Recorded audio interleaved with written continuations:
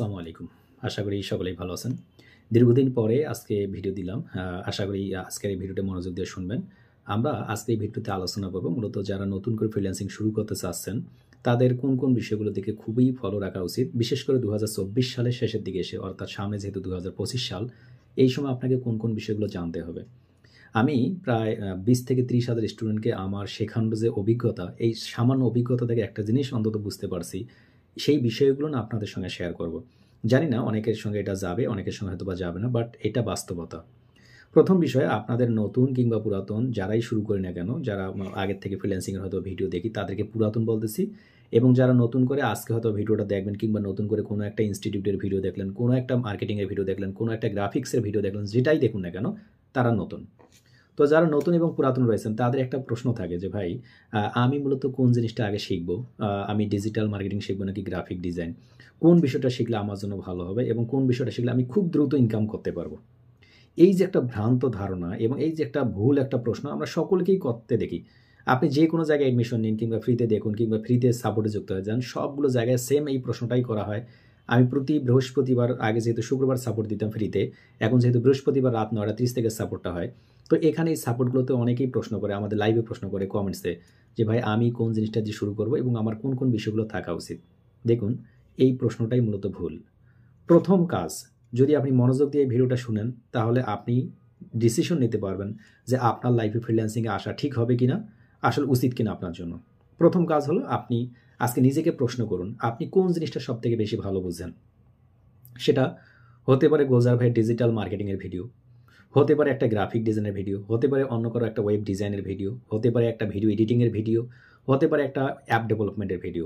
আপনি ইউটিউবে পাবেন না এরকম কোনো বিষয় নেই। প্রত্যেকটা বিষয় ইউটিউবে দেওয়া রয়েছে, হয়তোবা কোনো ভিডিওতে শর্ট আকারে, কোনোটাতে একটু লং আকারে, ডিটেলস আকারে দেওয়া আছে, অর্থাৎ আপনি পাবেন।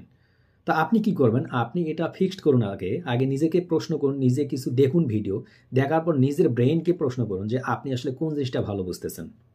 আমি বুঝাতে চাচ্ছি, আপনি যদি ডিজিটাল মার্কেটিংয়ের ভিডিও দেখার পর মনে হয় হ্যাঁ এটা আপনার জন্য ভালো, তাহলে আপনি এটা শিখুন। যদি মনে হয় গ্রাফিক ডিজাইনের ভিডিওটা আপনার কাছে খুবই ভালো লাগতেছে, তাহলে আপনি ওইটাই শিখুন। যদি মনে হয় অন্য কোনো পারপাসের ভিডিও দেখে আপনাকে ভালো লাগতেছে, তাহলে ওটাই শিখুন।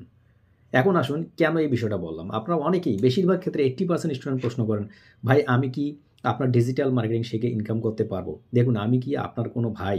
আমি কি আপনার মানে কোনো আত্মীয়স্বজন? আপনি কি আমার খুব পরিচিত? এমনটা তো কেউ নন। আপনি একজন অপরিচিত ব্যক্তি, আর একজন অপরিচিত ব্যক্তির নিচে গিয়ে কমেন্টস করলেন। স্বাভাবিকভাবে উনি আপনার সম্পর্কে ডিটেলস জানে না। এখন আপনার সম্পর্কে ডিটেলস না জেনে মূলত আপনাকে কি অ্যান্সার করবে বলুন তো? আপনাকে কি বলবে হ্যাঁ আপনি পারবেন, নাকি বলবেন পারবেন না? এইটা কখনো বলা সম্ভব নয়। বাট কিছু প্রতিষ্ঠানে আছে, আপনি যদি কমেন্টস করেন, তারা আবার আপনাকে 100% বলবে যে হ্যাঁ আপনি শুরু করুন, আপনি করতে পারবেন। অ্যাকচুয়ালি এটা আপনার ভুল। আপনার ভুলের কারণে আরেকজন সুযোগ নিল কিংবা আমরা সুযোগ নিচ্ছি, এটা আপনার সুযোগটা দেওয়া উচিত নয়। আপনি আপনার নিজের ব্রেইনকে প্রশ্ন করুন যে আমি কোনটা বেশি ভালো বুঝি। এই বিষয়টা পৃথিবীতে আপনি ছাড়া আপনার বাবা-মা, ভাই-বোন, আত্মীয়স্বজন কিংবা কোনো মেন্টর কিংবা কোনো অ্যাডমিন টিম কেউ জানবে না। শুধুমাত্র এটা আপনিই জানবেন যে কোনটা জিনিস ভালো। দ্বিতীয় বিষয় আসুন, যদি আপনি এটা ডিসিশন নিতে না পারেন তাহলে কি করবেন?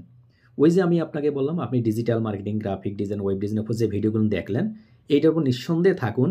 এটা যে কোনো একটা বিষয় নিয়ে আপনি যদি পরিপূর্ণভাবে স্কিল ডেভেলপ করতে পারেন, 100% ইনকাম করতে পারবেন। সেটা হয়তোবা আগে, হয়তোবা পরে। অনেক ক্ষেত্রে আপনার এই 100% বলাতে অনেকেই মন খারাপ করতে পারেন যে ভাই অনেকে তো ইনকাম করতে পারে না। দেখুন, তার যদি রিজিকে না থাকে সেটা তো আলাদা, ভিন্ন বিষয়। বাট আপনার যদি স্কিল না থাকে তাহলে তো আপনি ইনকাম করার কোনো সুযোগ নেই। স্কিল যখন থাকবেন, হয়তোবা আপনি ১ দিন পরে কিংবা ১০ দিন পরে কিংবা ১ বছর পরে ইনকাম করবেন। ১ বছর পরে গিয়ে যদি মনে করেন যে ভাই স্কিলটা এখন ডেভেলপ করা হয়ে গেছে, আমি তাহলে ইনকাম করতে পারবো, তখন আমরা আপনাকে অ্যান্সার করতে পারবো যে ইয়েস আপনি এইভাবে যান, এইভাবে যান। এখন আসুন, মার্কেট প্লেসে কাজ পাওয়া যাবে কি যাবে না আমরা যদি এই কাজগুলোর উপর শিখে থাকি। আপনাকে ইনশিওর করি, এই যে বললাম আমি যত স্টুডেন্টকে পড়াইছি ইতিমধ্যে, ফ্রি কিংবা পেইড স্টুডেন্টকে, তার মধ্যে থেকে একটা অভিজ্ঞতার কথা শেয়ার করি। দেখুন, যে স্টুডেন্টগুলো মনোযোগ দিয়ে প্রপারলি তাদের পোর্টফোলিওগুলো জেনারেট করে, হোমওয়ার্কগুলো কমপ্লিট করে, তারা একটা সময়কে 100% কাজ পেয়ে যায়। ছোট কাজ থেকে শুরু করতে পারে কেউ, বড় কাজ থেকে শুরু করতে পারে, একটা সময় গিয়ে পেয়ে যায়। কিন্তু যারা অলসতা করে, মনে করে যে না আমার দ্বারা হবে না, সে পিছিয়ে পড়ে গেল। ফ্রিল্যান্সিং এমন একটা জার্নি, এই জার্নিটা পৃথিবীতে বর্তমান যে জবগুলো রয়েছে তার মধ্যে সবথেকে কঠিন এবং অন্যতম সহজ জব হচ্ছে ফ্রিল্যান্সিং করা। এখন ফ্রিল্যান্সিং কিন্তু আপনার জন্য নয়। আপনি ভিডিওটা শুনতেছেন, মনে করতেছেন যে ভাই ভিডিওটা তো ভালো লাগলো, আমি এভাবে করবো, আপনার জন্য নয়। ফ্রিল্যান্সিংয়ের ভিডিও দেখে সকলেই মনে করে যে আমার দ্বারা সম্ভব, কিন্তু আসলে কার দ্বারা সম্ভব? যে অ্যাক্টিভলি এই কাজগুলো করবে, পোর্টফোলিওগুলো জেনারেট করবে, এরপর আপনার গিয়ে অ্যাপ্লাই করবে বিভিন্ন বায়ারের কাছে, তখন তাদের জন্য মূলত এই ফ্রিল্যান্সিংয়ের এই ভিডিওগুলো দরকার। ফ্রিল্যান্সিং সকলের জন্য নয়। যদি সকলের জন্য হইতো, এই বাংলাদেশে 18 কোটি জনগণ প্লাস কিংবা মাইনাস যেটাই হোক না কেন, এই 18 কোটি জনগণের মধ্যে যদি আমার মতো বয়সের যারা মনে করেন ধরুন 2 কোটি 4 কোটি, তাহলে সকলেই ফ্রিল্যান্সার হইতো। অ্যাকচুয়ালি বুঝাতে চাচ্ছি যে সকলের দ্বারা ফ্রিল্যান্সিং করা সম্ভব নয়। ফ্রিল্যান্সিং হচ্ছে নির্দিষ্ট কিছু ইউনিক মানুষের জন্য, চালাক মানুষের জন্য, বোকা ভাদাইমা টাইপের মানুষের জন্য কখনো ফ্রিল্যান্সিং নয়। কাদেরকে ভাদাইমা কিংবা বোকা বলতেছি মনে কিছু নিয়ে না, আমি এটা মূলত মজার ছলে বললাম। এমন কিছু মানুষ এখন এসে যারা এই 2024 সালের শেষ বয়সে এসে, শেষ সময় এসে আপনারা যারা বলতেছেন ভাই কেমনে ভর্তি হব, ভাই আপনার ওইখানে কেমনে কথা বলবো, ভাই আপনার ওয়েবসাইটটা কি, না ভাই মেসেঞ্জারে কিভাবে মেসেজ করব, ভাই আমি কিভাবে ইমেল করব, যারা এই ধরনের রয়েছেন তাদের জন্য এই মুহূর্তে ফ্রিল্যান্সিং নয়। মিনিমাম আপনার এই নলেজটা থাকতে হবে, তাহলে আপনি শুরু করুন। আবার এরকমও অনেকেই আছে, ভাই আমি এখন ল্যাপটপ কিনি নেই, ল্যাপটপটা চালাতে পারি না, আমার দ্বারা কি ফ্রিল্যান্সিং হবে? ভাই আপনি শুরু করেন না, আপনার দরকার নেই। আপনি যদি শুরু করতে চান শুরু করতে পারেন, আগে ল্যাপটপটা কিনুন, এরপর আপনি প্র্যাকটিস করুন, বাসায় বসে বসে কিছু ভিডিও দেখুন, দেখার পর নিজের সাহসটা আগে তৈরি করুন। আপনি কোনো একটা প্রতিষ্ঠানে ভর্তি হয়ে কিংবা এই আশায় থেকেই যদি আপনি শুরু করেন ফ্রিল্যান্সিং, আমি মনে করব আপনার ভুল হচ্ছে।